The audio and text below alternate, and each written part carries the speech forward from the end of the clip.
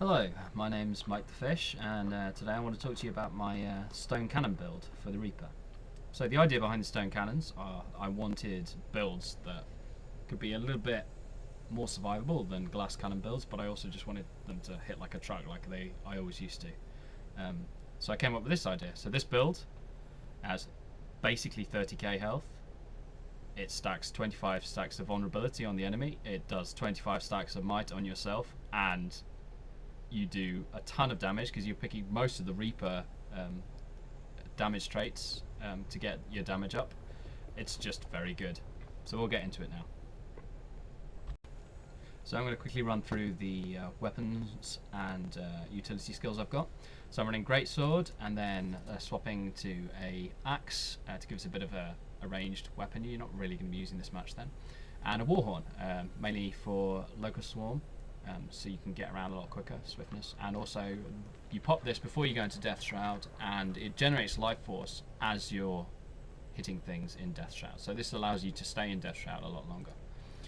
For the heal, I've got Your Soul is Mine. This is just very good. Has a really short cooldown, and regenerates life force as you use it. I always like to have a break stun on my bar, so I've got You're All Weaklings.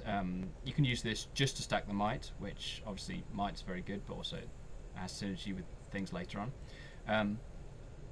If you need another break stun, you've got the Well of Power. This converts conditions into boons. I always like to have condition removal on my builds as well, but this is particularly good because it gives you extra boons, which I'll explain later.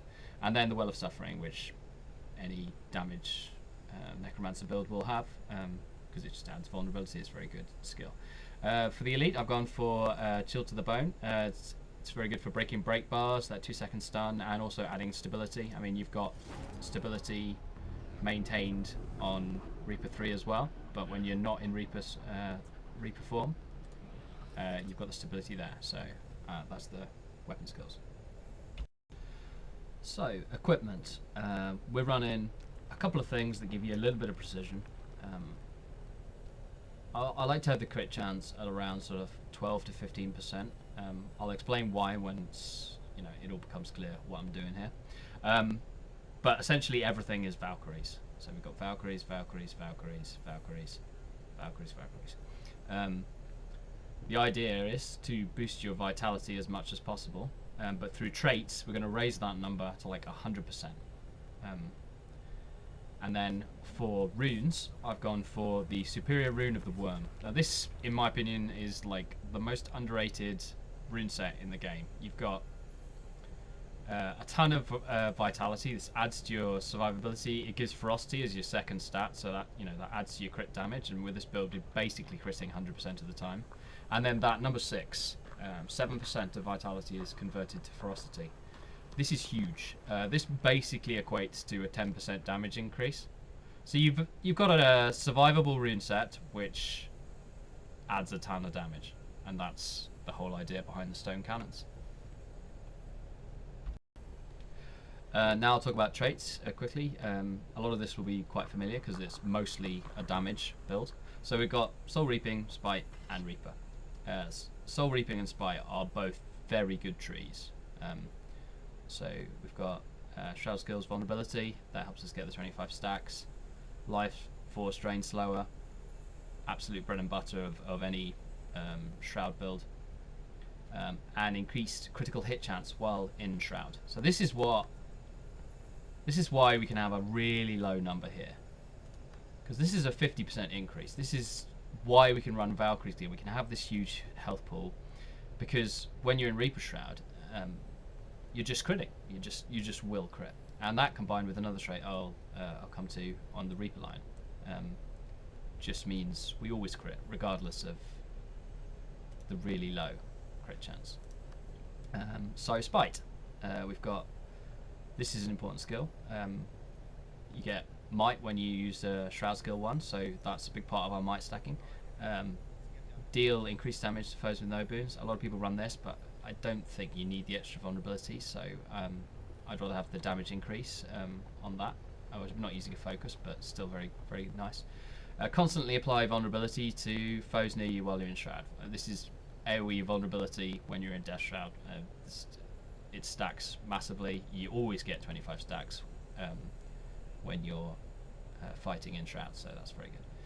And increased damage to foes when you're below 50% health. I mean, this line is entirely worth it just for this trait. A lot of the tanky builds out there, they have to drop one of these lines to become tanky. This build does not. You can get 99% of the damage traits for Reaper. So, on to Reaper. We're going to get reduce the recharge of shouts. This helps with, and we're using 3 shouts in this build. Very useful for the heal in particular. Bit of life siphon as well. It's always good. Striking a foe with vulnerability increases your critical hit chance by 2% per vuln stack. So in this build, you're always getting 25 stacks, which is 50% crit chance. And this comes back to this. This is why I like to have this figure at sort of around sort of 12%, rather than just running full Valkyries and then just having this at 0. Because when you're not in Shroud, let's say you've been in Shroud, you got burst down. When you're not in Shroud, your crit chance is going to be about 62.6%, which doesn't sound like much, but then you add sort of party buffs to it, you add Fury to it, that goes up to 82. Then you add maybe the Spotter from a Ranger, or the Banner of Discipline from a Warrior. This starts becoming a very respectable crit chance when you're out of Reaper Shroud, which helps with those Gravedigger spams. And then here, in the Grandmaster and Reaper, and this is where you slightly go away from the sort of damage, because Reaper's Onslaught is undeniably a very, very good trait. This enormously helps. It helps you get back into Reaper Shroud, and it helps with attack speed as well. I mean, this does a lot. But what I was finding when I was using this build is that the big health pool is nice, but if you've got no way of sustaining, I mean, this heal is 4,500 out of 30k. It's about a quarter of the health, so you've got no way really of sustaining. A lot of necromancers, they run blood magic instead of one of these 2 lines. But I realized all you have to do is take this, and you do lose quite a lot by not taking Reaper's Onslaught. But the heal you get back from this is massive. This is why we are running Sigils of Might on our weapons. Whenever you use Shroud Skill 1, you gain Might. Whenever you get a condition, you use the Well of Power. This gives you more boons. This gives you more healing. This thing, by itself, does almost as much as the entire Bloodline if you have this setup. You just sustain ridiculously. There's no other way of putting it. It's a brilliant trait. Plus, getting Life Force when you're outside of Reaper Shroud helps you build that back up again. It's just a very, very good trait. So that's the traits. So I'm here at the PvP test dummy. I'm just gonna show you what this can do very, very quickly. Obviously the numbers aren't going to be as good as PvE because the PvP stats aren't quite as good, but I'm just going to use 2 utility skills, and then I'm just going to auto attack in Death Shroud.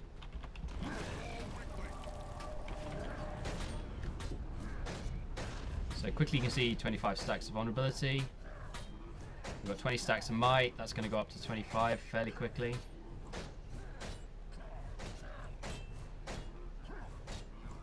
We're doing this by ourselves. We're gaining 25 might by ourselves. We're putting 25 stacks of vulnerability by ourselves. Every stack of might we do is healing us because of this trait here. This keeps us sustained in long fights. It's just very good. So that's the Stone Cannon Reaper build. I hope you've enjoyed it. I've had a lot of fun with this in Heart of Thorns. I know a few people have been having trouble in the jungle, and this really helps. Surviving. I'm going to be releasing a bunch of Stone Cannon builds among my other Heart of Thorns builds, but thanks very much for watching. Tell a friend.